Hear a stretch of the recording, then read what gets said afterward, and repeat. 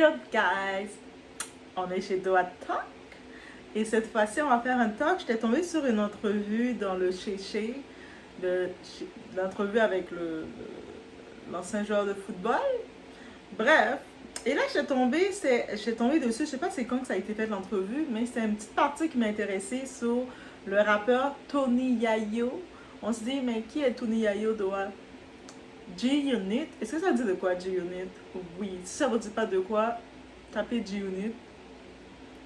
Ou sinon, peut-être qu'on vous dit 50 Cent, le groupe de 50 Cent, G-Unit. Il y avait Tony Yayo, Lord Bank. À une certaine époque, la seule fille qu'il avait signée, c'était Olivia. Ça va vous dire de quoi? Allez écouter les chansons, ça va vous dire de quoi. Sinon, oui. Pourquoi on va parler de lui? Parce que lors de son entrevue, Tony Yayo avait partagé ce que c'était, ça avait été pour lui de grandir dans un foyer avec des parents immigrants haïtiens à New York. Donc, et puis ses parents, ils étaient localisés à Brooklyn et c'est pas surprenant. Mais à cette époque, quand ils s'installent, maintenant aujourd'hui, le monde, ils mettent le drapeau Haïti, c'est comme très populaire. Mais à l'époque, ce n'était pas aussi populaire que de sortir son drapeau. Haïti, proud to be, I'm a Zo. Le terme Zo, c'est pour dire je suis haïtien. Zo. Z-O-E. Donc, si vous voyez le Z-O-E, c'est le terme pour dire, le slang pour dire haïtien. Je ne sais pas comment ils l'ont pris, c'est quelle interprétation ils l'ont faite pour que haïtien soit changé en Zo. Moi, ma Zo people, c'est haïtien. C'est ça. Donc, bref, il a parlé de ça. Il a expliqué qu'à l'époque, justement, c'était pas populaire de dire qu'il était haïtien ou même africain. Que ce soit les Africains qui arrivent aux États-Unis, c'est pas ça. Ils étaient victimes de discrimination et des fois de taxage. Là, ils couraient. Il y avait même des histoires. Je me rappelle, il y avait un de mes grands cousins qui m'a raconté ça.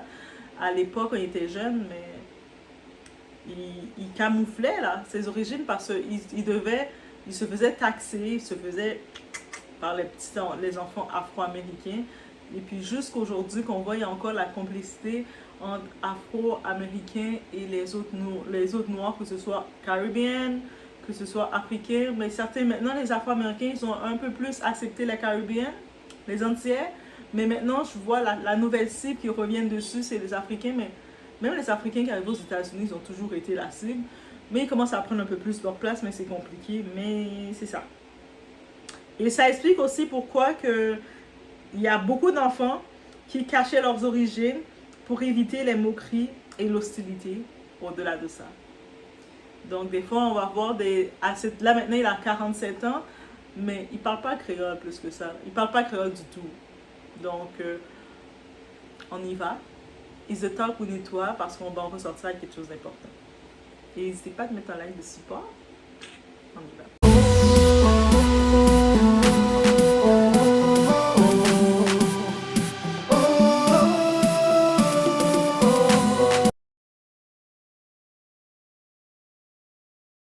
Donc déjà, on y va avec ses origines familiales. Tony Yayo, de son vrai nom, Marvin Bernard. C'est très haïtien, en effet, son nom. Tu sais, de Tony Yayo, on aurait pensé que son nom, c'est Anthony, pour Tony. Non, c'est vraiment Marvin Bernard. Et puis, elle a bien francisé haïtienne. La famille Bernard. Marvin Bernard. Et puis si tu le prononces avec l'accent haïtien, tu vas faire Marvin. Non, bref. Mais il a un autre trait de sa culture, donc on y fait. Il est né à Queens, dans un des quartiers Jamaïca qui s'appelle dans le Queens. Son père vient de Port-au-Prince, qui est la capitale en Haïti, et sa mère de Mirebalais. Et dans l'entrevue, c'était tellement drôle, justement, parce que il disait, justement, tellement c'est triste aussi, mais il a aucune conscience vraiment de Haïti, c'est quoi, les départements. C'est sûr que je n'irai pas lui mélanger en lui parlant que Haïti a 10 départements. Il va me regarder étonné. Mais il disait my bay, somewhere like that, but il parle pas créole, et puis on imagine sa famille non plus, il est peut-être pas proche du tout du créole. Donc il disait my bay, mais c'est Mirebalais. Donc, tu sais, en plus, il est anglophone, de dire Mirebalais pour un anglophone, complètement qui ne parlent pas créole, c'est compliqué, on peut imaginer. Donc, c'est des racines profondes, mais auxquelles il n'a vraiment pas eu la chance de se connecter dans sa carrière artistique.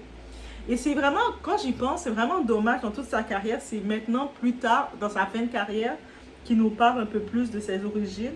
Oui, on avait eu des petites presses qu'il était origine haïtienne, mais tu sais, on pensait que c'était peut-être un de ses parents qui était haïtien, ou peut-être qui avait des origines haïtiennes, comme beaucoup de célébrités.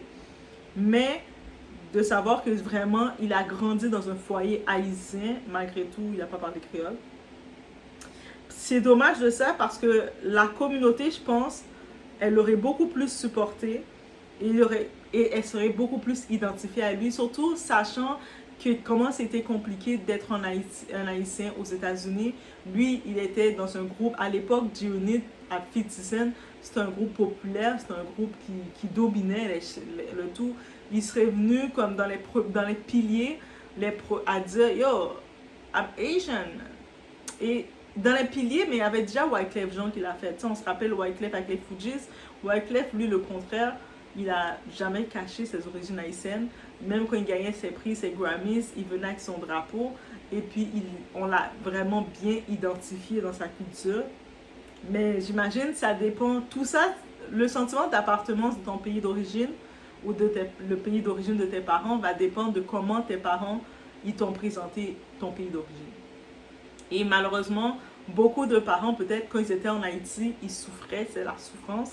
Ils se sont sauvés, peut-être, ils ont quitté le pays à l'aventure, ou peut-être dans la honte, ou peu importe. Et quand ils arrivent ici, c'est sûr ils font leurs enfants, ils veulent complètement effacer, même si eux autres ne peuvent pas effacer Haïti de eux, mais ils vont comme banaliser leur pays d'origine parce qu'ils savent qu'ils ne vont pas y retourner anyways de toute façon. Et ils n'ont plus de contact avec leur famille, ils ont coupé, que ce soit voulu ou pas, tout contact avec leur famille. Donc leurs enfants, ils grandissent aux États-Unis, ils vont parler anglais, ils vont savoir, ma mère est haïtienne, là, mon père est haïtien, là, ils parlent de temps en temps leur langue, tac, tac, tac, tac, tac, tac, je comprends rien. Mais c'est triste. Et quand ils grandissent, mais c'est comme ils sont déconnectés et c'est encore plus triste. Le poids des traumas et de l'assimilation. Grandir dans un climat où ton identité est rejetée laisse des séquelles. Tony Yayo a dû cacher une partie de lui pour survivre. C'est une réalité que beaucoup d'enfants d'immigrants ont vécu. Donc, soit les parents le poussaient à garder l'héritage culturel, soit ils les encourageaient à s'assimiler complètement. Il y a deux bords de mesure. Quand tu as des parents immigrants, c'est soit tu as des parents qui vont aimer encore leur pays, qu'ils ont quitté leur pays, peu importe les raisons, pour avoir des meilleures opportunités, mais ils ont encore l'amour pour leur pays. Et puis leurs enfants à la maison, ils vont manger de temps en temps, ils vont cuisiner un plat, dire ça c'est le riz, quand j'étais petit, c'est comme ça que je mangeais. Combien de fois où il y a le blé aussi, ou peu importe. Tu sais, mais quand nos parents, ils aiment quelque chose, ils vont nous en parler, là. Ils vont nous faire vivre le tout. Même si quand on est petit, on n'a pas connu, on n'a pas visité leur pays d'origine, on va connaître le pays là, parce qu'ils vont nous en parler. Des fois, ils vont nous raconter comment c'était. Moi, quand j'étais jeune, je me rappelle, on allait au cinéma et puis on restait là toute la soirée à regarder des films. Tu sais, ils vont raconter leurs trucs, leurs anecdotes. Ils vont faire vivre d'eux-mêmes. Ou des fois même, ils ont contact avec d'autres membres de la famille sains et puis les aînés. On va apprendre à parler créole à la maison, ou des fois, nos parents vont parler créole, même si on parle en français ou en anglais, mais on va rester connecté avec la langue d'origine. Mais il y a d'autres parents, dès qu'ils arrivent à l'étranger, mais ils font un blocage complet parce que ça a été vraiment difficile pour eux, donc ils ne veulent plus connecter. Donc leurs enfants ne vont pas être connectés non plus. Et puis, tu sais, si tu n'as pas connecté tes enfants à quelque chose, attends pas qu'ils soient intéressés à ça. Ou si toutes les fois que tu as parlé du pays, c'était en mal, et ça, c'est une chose à éviter de faire. Vous avez vos enfants, vous dites, ah ouais, tu commences à faire, tu veux pas m'écouter, fais attention, je vais t'envoyer dans le pays. Tu vas voir. Tu sais, tu menaces l'enfant en parlant du pays comme si c'était une prison, c'était l'enfer. Mais attends pas quand l'enfant va grandir, il va avoir envie de découvrir ce pays-là. Il va dire, oh my god, jamais j'irai dans ce pays-là. Là. Et il faut faire attention à ça. J'ai vu beaucoup d'histoires, même que ce soit en Afrique, des parents, quand par exemple, Tu sais, moi, je comprends pas. Comment tu peux être un parent, ton devoir, c'est d'éduquer ton enfant. Ton enfant, il vit avec toi, et puis là, t'étais trop concentré à travailler, à faire de l'overtime, donc t'as pas donné de l'attention à ton enfant. Là, ton enfant, il grandit dans sa phase adolescent, il fait un petit peu ses adolescents, il est turbulent un peu à sa façon. Et toi, pour le punir, tu l'envoies au pays. Il y en a qui font des traumatismes à l'enfant. Ils l'envoient avec un aller simple au pays. Et puis des fois, ils cachent leur passeport. Ils le laissent là comme ça pour faire 2 3 mois en guise de punition. Déjà, quand tu arrives dans le pays, toi, tu étais enfant de l'Europe, tu étais enfant de l'Amérique. Tu arrives au pays, tu n'aurais pas un traitement de punition. Là. Même les familles qui vont te recevoir, ils vont quand même te donner plus parce qu'ils savent que tu n'es pas de là. Donc, tu vas être quand même mieux favorisé, mais tu vas juste être traumatisé. Et quand tu sors de là, tu vas être déconnecté complet de ton pays. Arrêtez de faire ces traumatismes-là à vos enfants. Après, vous étonnez plus tard qu'ils ne veulent plus rien savoir. C'est aussi simple que ça. Donc, une identité en suspens. Aujourd'hui, il a 47 ans, Tony Yayo.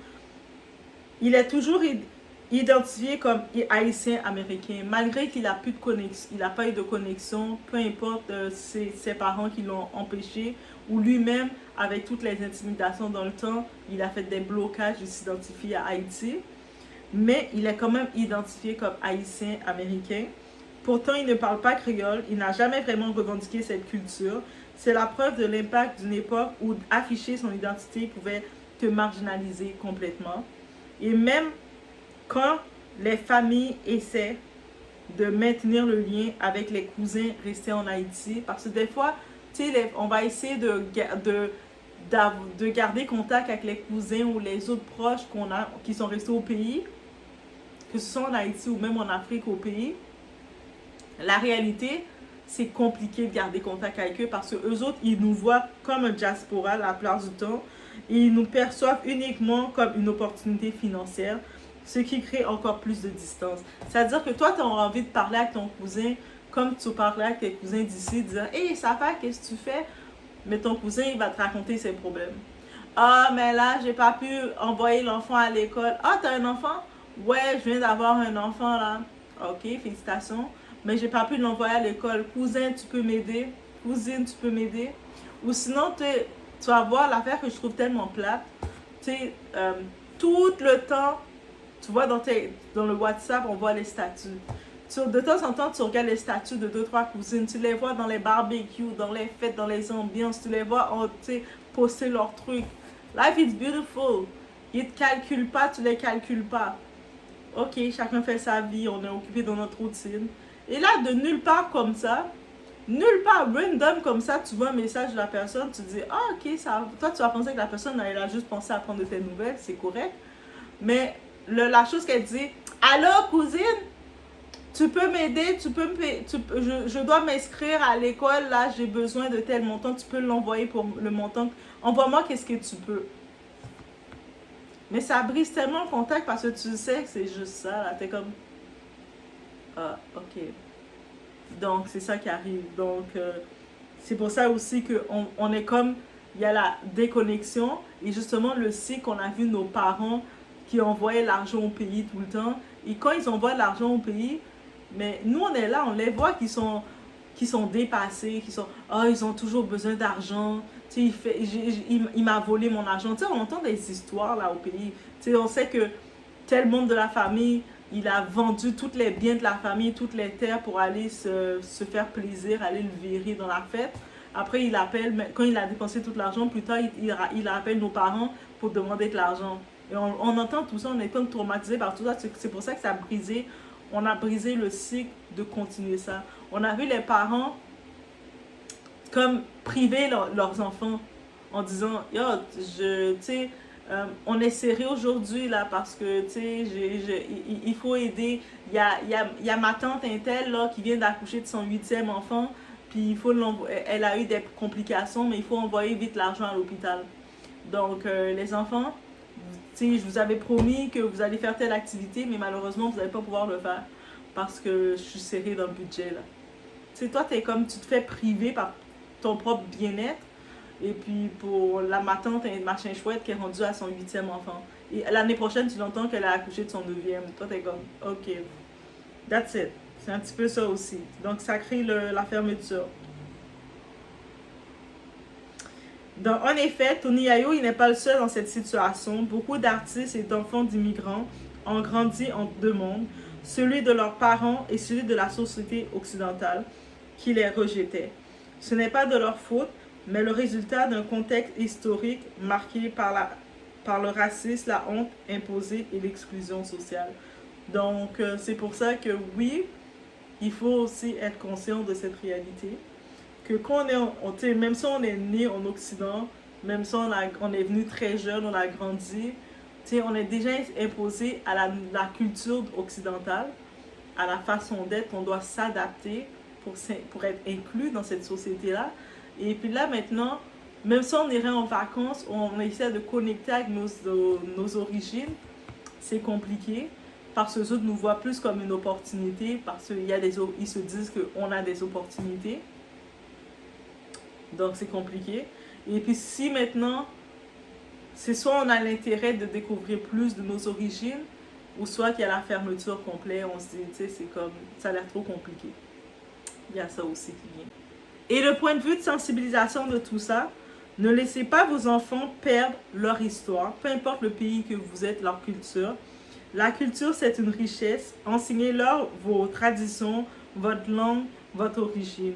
Car c'est en connaissant d'où l'on vient qu'on peut marcher plus fort vers où on va. Aussi simple que ça. Donc, des fois, on va se dire, ah, mais on doit, oui, c'est vrai, on doit s'adapter. C'est important de s'adapter, l'adaptation, s'adapter à où ce qu'on est. Mais en même temps, en s'adaptant à où ce qu'on est, il faut aussi être conscient de garder aussi une partie de notre bagage. C'est pas une question de mode de dire je suis zo, je suis tel pays, mais juste savoir un peu comment, tu sais, d'où on est, comprendre. Et c'est sûr, c'est compliqué quand au pays, on a beaucoup de familles qui sont quand même, qui vivent dans la demande, dans la quémande. Donc c'est compliqué parce qu'on n'est pas dans la même position qu'eux. Et puis des fois, il y a certaines relations qu'on ne sait pas les réelles relations, les réelles intentions qu'ils ont avec nos parents. Des fois, mettons l'histoire là, je peux comprendre. Mettons, si on a des parents qui jouaient au sauveur de la famille, et puis là, les parents, quand ils disent ça, ma mère me rappelle, elle disait toujours cette phrase. Ah, mais parce que si je fais du bien à beaucoup de monde, c'est pour vous, les enfants, ça va vous redonner. Comme le monde, ils vont vous le redonner. Mais moi, j'ai senti ça plus comme étant, tu sais, c'est jouer le rôle du sauveur, parce que ça ne va pas rien nous redonner, là.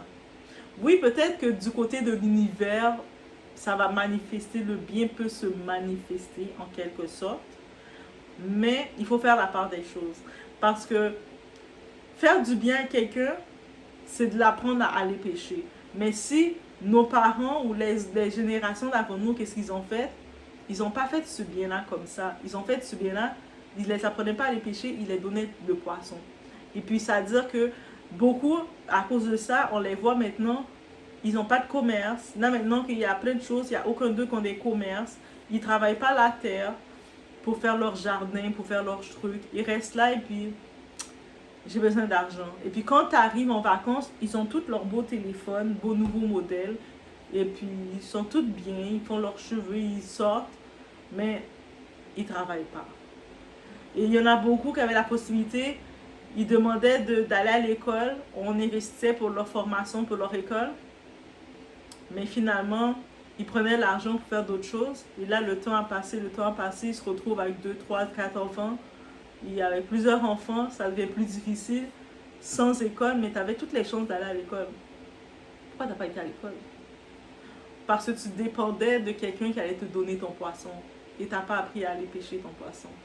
Mais, par contre, de l'autre côté, les familles en Haïti qui sont sécuritaires d'aller voir, c'est ceux qui s'en sortent. Il y en a qui sont, que ce soit en Haïti ou au pays, ceux qui s'en sortent, c'est-à-dire c'est ceux qui ne dépendent pas du poisson qui que ce soit de l'Occident pour vivre. C'est-à-dire que eux autres, tu vas les voir, ils ont leur emploi ou ils ont leur gagne-pain, ils ont leur business, ils ont leur revenu. Eux autres, ils peuvent voyager, se prendre un visa, on va les voir eux-mêmes voyager. Eux autres, On va les voir aussi que, tu sais, ils ont leur diplôme, ils ont la tête sur leurs épaules. Mais eux autres, tu peux prendre contact avec eux parce que même quand tu vas venir, ils vont te faire kiffer, ils vont te faire voir le pays. Mais quand tu es avec la famille misérable, mais même quand, tu sais, même que tu vas en vacances pour aller les voir, tu n'aurais pas de vacances parce que même si tu te dis, ok, ben, dans mon budget, j'ai envie, tu sais, des fois quand tu es en vacances, tu veux manger au restaurant chaque jour, mais tu peux pas manger au restaurant chaque jour parce que tu as ton budget, mais toi, tu avais compté pour toi, tu t'es dit, ok, ça me dérange pas de payer pour deux personnes, comme deux cousines m'accompagnent, une cousine m'accompagne, ça me dérange pas. Mais là, tu te retrouves avec 10 personnes. Et tu peux pas manger au restaurant à chaque jour que tu payes, c'est toujours à tes frais pour 10 personnes. C'est sûr que tu deviens ruiné, donc c'est des vacances, tu restes médiocrement avec eux. Et puis quand tu es là chez toi, tu es en vacances, tu vas voir toutes les cousines de nos pas, ils savent que tu es là, ils s'en foutent de toi, mais ils viennent toutes débarquer parce qu'ils savent que la diaspora est arrivée. Ils viennent toutes débarquer chez vous. C'est rendu qu'il y a presque une quarantaine, une trentaine de personnes envahies partout dans les cours de chez vous. Et ces personnes-là, ben, quand ils arrivent chez vous, ils sont invités. Donc, tu dois les préparer de quoi boire. C'est de l'argent qui sort. Les préparer de quoi manger parce que quand ils arrivent de la journée, ils viennent de loin là. Ils savent qu'ils ont fait leur route de loin, ils viennent de loin. Supposément pour te voir. Je suis venue voir Doha. But they don't care about you, they don't talk to you. Ils vont juste te dire allô, te regarder un peu, te fixer. Et puis, par contre, ils vont se rappeler de dire oh, ben c'est beau ça! Tes lunettes sont jolies, tu me le donnes. Ils vont se rappeler de qu'est-ce que tu dois les donner. Ça, ils vont s'en rappeler. Et puis après, le fait qu'ils viennent de loin, ben, tu dois les donner l'argent pour prendre le transport, bien entendu. Tu dois les donner un peu d'argent pour prendre le transport. Quel genre de personne que tu es? On est venu te voir, tu ne penses pas leur donner un peu d'argent pour prendre le transport. En même temps, des fois, ils vont te laisser savoir que c'est compliqué leur vie. Quand ils viennent te voir, c'est pour raconter leurs problèmes. Ah, mais il y a ci, il y a telle situation, il y a ça, il y a ça. Il y a toujours une situation. Donc, ça veut dire que tu dois regarder dans ton budget pour les donner un petit peu pour les dépanner. Donc, t'es en vacances, mais t'es pas en vacances. Et c'est ça qui est épuisant, c'est-à-dire que quand tu vas dans les familles, c'est pas des vacances, tu vas faire, t'es pas en vacances. Mais quand tu vas dans les familles qui sont aisées, qui sont bien, ou tu vas chez du monde qui sont corrects, qui vivent bien, qui voient l'eau, qui connaissent, qui vivent une vie, là, tu es en vacances pour de vrai. C'est-à-dire, tu vas venir, tu vas préparer tes tenues. Tu n'as pas d'inquiétude de... Tu mets une tenue et limite, on va te demander la tenue. Yo, tu peux me le donner? Ah, cousine, donne-moi ça, c'est tellement beau. Et puis quand ils viennent te toucher, c'est tellement beau. Toi, t'es comme... Ouais, tu sais, finalement, tu vas le donner. Et puis là, t'es comme... T'as pas de vacances, là. Moi, je me rappelle, mais par contre, la première fois que je suis allée en vacances, c'était avec une cousine.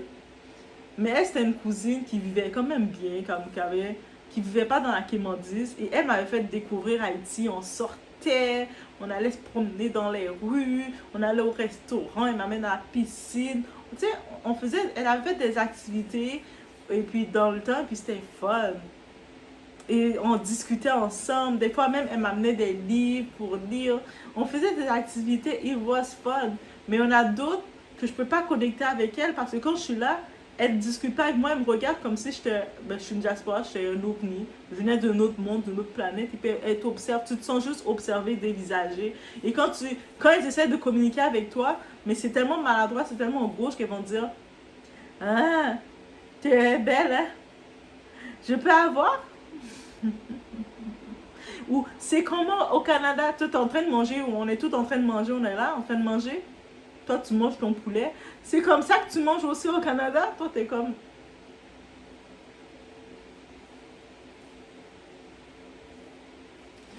Tu sais, c'est la connexion, tu sais, puis sinon, c'est juste observer, puis il n'y a pas de connexion et c'est dommage. Et c'est pour ça que ça crée le blocage. Et j'imagine pour le cas de Tony Ayo, au-delà de la pression sociale qu'il avait dans l'époque, mais c'était pas facile, donc c'est ça. Mais on peut toujours reconnecter, mais ça va être difficile de reconnecter directement avec sa famille. Mais sinon, à la base, qu'est-ce que je vais en ressortir? Vous avez vos enfants, même peu importe dans le pays que vous êtes, mais de temps en temps, rappelez-les leur pays d'origine. De temps en temps, on ne sait jamais de quoi demain est fait. Rappelez-les. Et puis, c'est pas les rappeler de façon comme les mauvaises choses du pays. Tu sais, le pays, c'est un pays de punition. Tu sais, quand tu parles comme ça, tu fais fuir ton enfant de vouloir découvrir sur ton pays. Apprends-lui un peu la langue en disant que, t'imagines qu'il se retrouve avec des grands-parents. Les grands-parents, on sait que les personnes plus âgées, ils vont plus parler créole ou parler leur langue d'origine, que ce soit lingala, créole ou peu importe, wolof. Ils vont plus parler leur langue d'origine que parler le français ou l'anglais direct. Donc, de temps en temps, avec vos enfants, apprenez-les un petit peu le créole. Là. T'sais, apprenez-les leur langue d'origine pour qu'ils sont, leur oreille, ils comprennent. Et quand ils deviennent, parce que quand c'est, mettons, tu vas avoir un enfant qui a 2-3 ans qui parle, qui parle sa langue, c'est toujours mignon. Mais tu sais, des fois, quand tu vois, tu as ton enfant, tu l'apprends pas la langue, peut-être par choix que tu veux rabaisser tes origines ou tu veux qu'il soit le plus intégré. Mais c'est un mal que tu fais à cet enfant-là parce que quand l'enfant il devient un adulte, et c'est tellement laid quand tu vois un adulte et qui dit moi je parle pas créole là, ou moi je parle pas lingala, hein, moi je parle pas espagnol. Hein. Les Espagnols par contre eux sont très fiers de leur langue. Bébé là, dès que t'es bébé, t'apprends ta langue. Mais quand ils disent ça, moi je parle, ah l'enfant c'est un petit Canadien, c'est un petit Français, c'est un petit Américain, il parle pas sa langue d'origine. Mais c'est tellement bête de faire ça, donc arrêtez de faire ça. Bref, c'est ça que je vais dire. Laissez-moi savoir ce que vous en pensez et si vous avez vu l'entrevue de Tony Ayo.